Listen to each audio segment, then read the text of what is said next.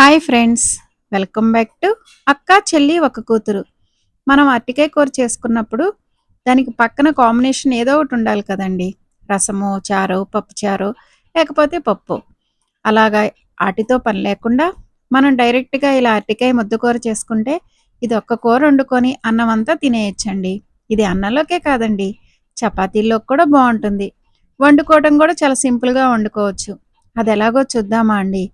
దీనికోసం ముందు స్టవ్ వెలిగించుకొని బాండీ పెట్టుకొని అందులో నీళ్లు పోసుకొని అవి కొంచెం వేడైన తర్వాత మనం అరటికాయ ముక్కల్ని ఇలా వీడియోలో చూపిస్తున్నా చూడండి, అలా కట్ చేసుకొని ఆ వేడి నీళ్ళల్లో వేసుకొని మూత పెట్టుకొని కొంతసేపు ఉడకనివ్వాలండి. అరటికాయ ముక్కలు మెత్తగా అయ్యే వరకు ఉడకనివ్వాలండి. అప్పుడే కూర టేస్ట్ బాగుంటుందన్నమాట.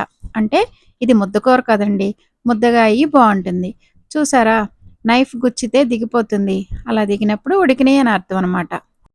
అలా ఉడికిన ముక్కల్ని వేడి నీళ్ళ నుండి తీసేసుకొని వాటి పైనున్న తొక్కంతా తీసివేయాలి. అలా తీసేసిన తర్వాత ఆ ముక్కలోకి చిటికెడు ఉప్పు, చిటికెడు కారం, మళ్ళీ కూర వండేటప్పుడు ఉప్పు కారం వేస్తామండి, అందుకే చూసుకొని వేసుకోవాలి. అలా వేసుకున్న వీటిని వీడియోలో చూపిస్తున్న విధంగా మంచిగా మెదుపుకోవాలి. మెదుపుకున్న వీటిని ఉప్పు కారం మొత్తం కలిసేలాగా చేత్తో కలుపుకోవాలి. ఇలాగ చేత్తో కలుపుకొని పక్కన పెట్టుకొని దీనికి తాలింపు వేసుకోవడమేనండి. ఇలా చేత్తో కలపడం వల్ల ఉప్పు కారం మొత్తం అరటికాయ ముక్కలకి అంతటికి పడుతుందనమాట. ఇప్పుడు తాలింపు కోసం స్టవ్ వెలిగించుకొని బాండీ పెట్టుకొని ఆయిల్ వేసుకొని ఆయిల్ కాగిన తర్వాత తాలింపు గింజలు, మినప్పప్పు, ఆవాలు, జీలకర్ర, పచ్చనగపప్పు అవి కొంచెం ఫ్రై అయిన తర్వాత కరివేపాకు, దాంతోపాటు ఇంగువ. కొంతమందికి ఇంగువ నచ్చదు కదండి, నచ్చిన వాళ్ళు స్కిప్ చేసుకోవడం అనమాట. అవి కొంచెం ఫ్రై అయిన తర్వాత మనం కట్ చేసి పెట్టుకున్న ఉల్లిపాయ ముక్కలు. ఇక్కడ నేను ఉల్లిపాయ ముక్కలు కొన్ని బారుగా, కొన్ని చిన్న ముక్కలుగా కట్ చేసుకున్నానండి. అలా టేస్ట్ బాగుంటుందని అలా వేసుకున్నాను. దానిలోకి కొంచెం ఉప్పు. ఇక్కడ ఉప్పు వేసుకునేటప్పుడు మనం చూసి వేసుకోవాలండి. ఆల్రెడీ అరటికాయ మెదుపుకున్నప్పుడు కొంచెం వేసాం కదా, అందుకనమాట. అవి కొంచెం ఫ్రై అయిన తర్వాత అల్లం వెల్లుల్లి పేస్టు, దాంతోపాటు కొంచెం కారం. కారం కూడా చూసి వేసుకోవాలి. పచ్చిమిరపకాయలు వేసాము, అరటికాయ మెదిపినప్పుడు వేసాము, ఇప్పుడు కూడా వేస్తున్నాం కదండి, అందుకనే. అవి కూడా ఫ్రై అయిన తర్వాత మనం మెదిపి పక్కన పెట్టుకున్న అరటికాయను కూడా ఇందులో వేసుకొని మంచిగా అటు ఇటు కలుపుకొని ఫ్రై చేసుకోవడమేనండి. చూడండి, చూస్తుంటే అసలు కూర బాగుంది కదండి.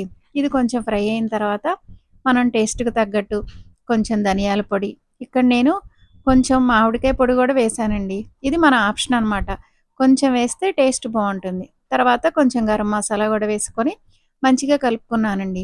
మీకు నచ్చితే ఉల్లిపాయలు ఫ్రై అయిన తర్వాత టమాటా ముక్కలు కూడా వేసుకోవచ్చండి, అది వేరే టేస్ట్ వస్తుందన్నమాట. ఇలా మామిడికాయ పొడి వేస్తే ఇంకొక టేస్ట్ వస్తుంది. మామిడికాయ పొడి నచ్చపోతే అది స్కిప్ చేసేయచ్చండి. మంచిగా అటు ఇటు కలుపుకుంటే అరటికాయ ముద్దకూర రెడీ అండి. ఇది అన్నంలోకే కాదండి, చపాతీల్లో కూడా చాలా బాగుంటుంది. ఒకసారి మీరే ఇలా ట్రై చేసి టేస్ట్ ఎలా ఉందో కామెంట్ చేయండి.